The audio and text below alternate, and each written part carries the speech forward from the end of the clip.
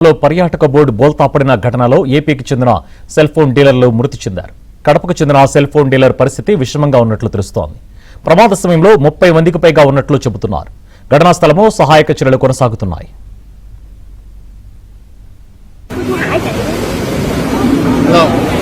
Bạn muốn anh gửi anh video đó, bạn muốn cũ nè. Cũ hả? Chứ có chú Hải chạy. Hello. Bạn muốn anh gửi anh video đó, bạn muốn cũ nè. Cũ hả? Chứ có chú Hải chạy. Hello. Bạn muốn anh gửi anh video đó, bạn muốn cũ nè. Cũ hả? ఇదే అంశానికి సంబంధించిన details మా correspondent Prasad అందిస్తారు. ప్రసాద్, సుభాన్ కృష్ణా జిల్లా మచిలీపట్నం సంబంధించి కొంతమంది పర్యాటకులుగా వియాత్నం వెళ్లారు. వారితో పాటు ఒక టీం అందరూ కలిసి అక్కడ విహారయాత్ర వెళ్లిన నేపథ్యంలో అది విషాదంగా మారినట్టు తెలుస్తా ఉంది. ప్రధానంగా బోర్డు షికారు చేస్తున్న సమయంలో ఒకసారిగా బోర్డు తిరగబడి ఆ బాల్తా పడటంతో అందులో ఉన్న పర్యాటకులందరూ కూడా నదిలో మునిగి చనిపోయారు.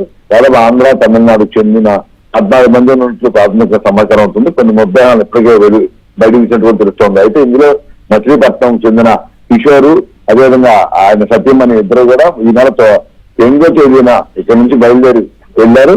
అక్కడ స్నేహితులు అలా కుటుంబ సభ్యులతో కలిసి మొత్తం వీరందరూ కూడా విహారయాత్ర సమయంలో ఈ విషాద ఘటన జరిగింది. దీంతో అక్కడ పూర్తిగా విషాద ఛాయలు అనుకున్నాయి. ఎందుకంటే అప్పటి వరకు ఆహ్లాదం గడిపిన అందరూ కూడా ఒకసారి పొడవ బాల్తో పాటు ఆహాకారాలు చేస్తూ నదిలో పడిపోయారు. కొంతమందిని అక్కడ ఉన్నవారు రక్షించగా మరి కొంతమంది నీటిలో మునిగి చనిపోయినట్టు కూడా తెలుస్తా ఉంది. కిషోర్ సోహలాగా పడిపోగా ప్రస్తుతం ఆసుపత్రి నుంచి వైద్య చికిత్స అందిస్తున్నారు. అతని భార్య మాత్రం అక్కడ నేలలో మునిగి చనిపోయినట్టు కూడా తెలుస్తా ఉంది.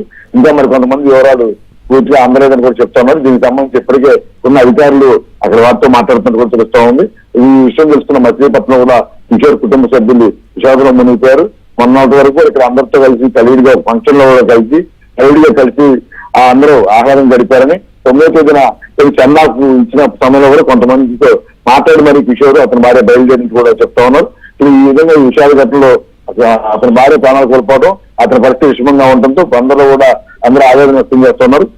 అదే ఇటు ఆంధ్ర వ్యవస్థ తమిళనాడు కావచ్చు మొత్తం 14 మంది ఉన్నట్టు చెప్తున్నప్పుడు కూడా వారి వివరాలు ఇంకా వెల్లడించలేదు. ప్రస్తుతం అక్కడ సహాయ చర్యలు చేపడుతున్న నేపథ్యంలో అన్ని పూర్తయిన తర్వాత అధికారికంగా వారి పేర్లు వెల్లడిస్తామని కూడా అక్కడ అధికారులు చెప్తున్నారు.